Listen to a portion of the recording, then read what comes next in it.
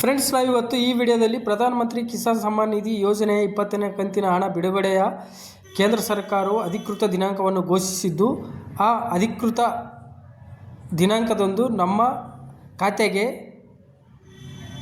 20ನೇ ಕಂತಿನ ಹಣ ಜಮಾ ಆಗುತ್ತದೆಯೇ ಅಥವಾ ಇಲ್ಲವೋ ಎಂದು ತಿಳಿದುಕೊಳ್ಳೋಣ. ಮತ್ತು ಅರ್ಹ ರೈತರ ಪಟ್ಟಿಯಲ್ಲಿ ನಮ್ಮ ಹೆಸರು ಇದೆಯೋ ಅಥವಾ ಇಲ್ಲವೇ ಎಂದು ಈ ವಿಡಿಯೋದಲ್ಲಿ ತಿಳಿದುಕೊಳ್ಳೋಣ ಅಂತ ಹೇಳ್ತಾ ಬನ್ನಿ ಫ್ರೆಂಡ್ಸ್, ವಿಡಿಯೋನ ಶುರು ಮಾಡೋಣ.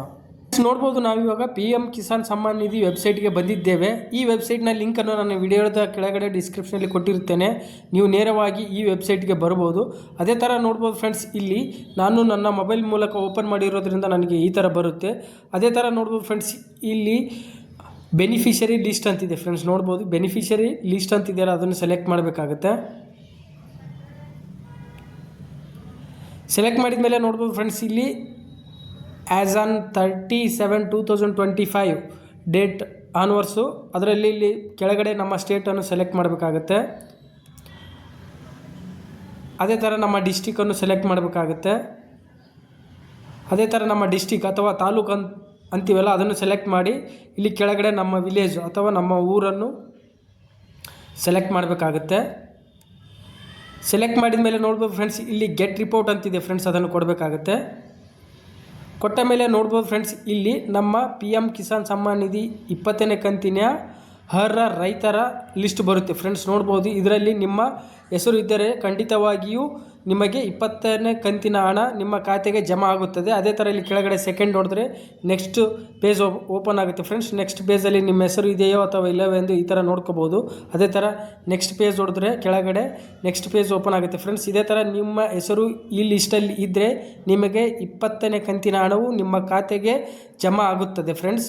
ಅದೇ ಥರ ಮತ್ತು ನಮ್ಮ ಸ್ಟೇಟಸನ್ನು ಚೆಕ್ ಮಾಡೋಕ್ಕಾದರೆ ಅನ್ನೋನ್ ಅವರ್ ಸ್ಟೇಟಸ್ ಅಂತಿದೆಯಲ್ಲ ಫ್ರೆಂಡ್ಸ್, ಅದನ್ನು ಸೆಲೆಕ್ಟ್ ಮಾಡಬೇಕಾಗುತ್ತೆ.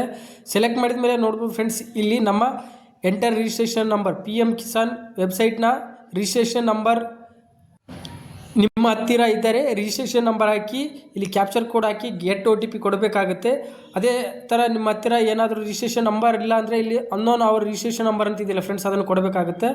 ಕೊಟ್ಟ ಮೇಲೆ ನೋಡ್ಬೋದು ಫ್ರೆಂಡ್ಸ್, ಇಲ್ಲಿ ನಮ್ಮ ಮೊಬೈಲ್ ನಂಬರ್ ಅಥವಾ ಆಧಾರ್ ಕಾರ್ಡ್ ನಂಬರ್ ಹಾಕಿ ಕ್ಯಾಪ್ಚರ್ ಕೋಡ್ ಕೊಟ್ಟರೆ ಮತ್ತು ಇಲ್ಲಿ ಗೆಟ್ OTP ಕೊಟ್ಟರೆ ನಮ್ಮ ಮೊಬೈಲ್ಗೆ ಒಂದು OTP ಬರುತ್ತೆ. OTP ನಂತರ ನಮ್ಮ PM ಕಿಸಾನ್ ವೆಬ್ಸೈಟ್ನ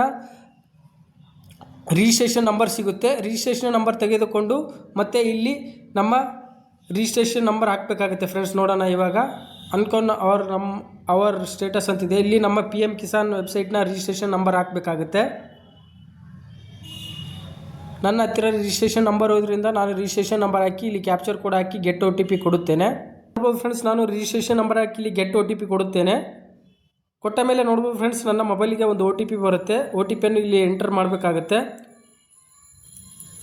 ನೋಡ್ಬೋದು ಫ್ರೆಂಡ್ಸ್, ಇಲ್ಲಿ ನನ್ನ ಮೊಬೈಲ್ಗೆ OTP ಬಂದಿದೆ ಅಂತ ಹೇಳ್ತಾ ಇದೆ. ಅದೇ ಥರ ಇಲ್ಲಿ OTP ಎಂಟರ್ ಮಾಡಿ ಇಲ್ಲಿ ಗೆಟ್ ಡಾಟಾ ಅಂತ ಕೊಡಬೇಕಾಗುತ್ತೆ. ನೋಡೋಣ ಫ್ರೆಂಡ್ಸ್, ನನ್ನ OTPಗೆ ಬಂತು. ನೋಡ್ಬೋದು, ಇಲ್ಲಿ ನೋಡ್ಬೋದು ನಾನು OTPಯನ್ನು ಎಂಟ್ರ್ ಮಾಡಿದ್ದೇನೆ. ಅದೇ ಥರ ಇಲ್ಲಿ ಗೆಟ್ ಡಾಟಾ ಅಂತಿದೆಯಲ್ಲ, ಅದನ್ನು ಕೊಡಬೇಕಾಗುತ್ತೆ.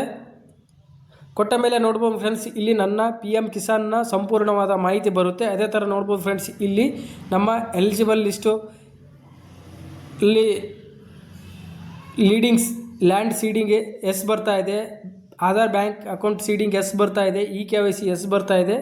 ಅದೇ ಥರ ನೋಡ್ಬೋದು ಫ್ರೆಂಡ್ಸ್, ಇಲ್ಲಿ FTO ಪ್ರೊಸೆಸ್ಡ್ ಎಸ್ ಬರ್ತಾ ಇದೆ. ಇದೇ ಥರ ನೀವು ಕೂಡ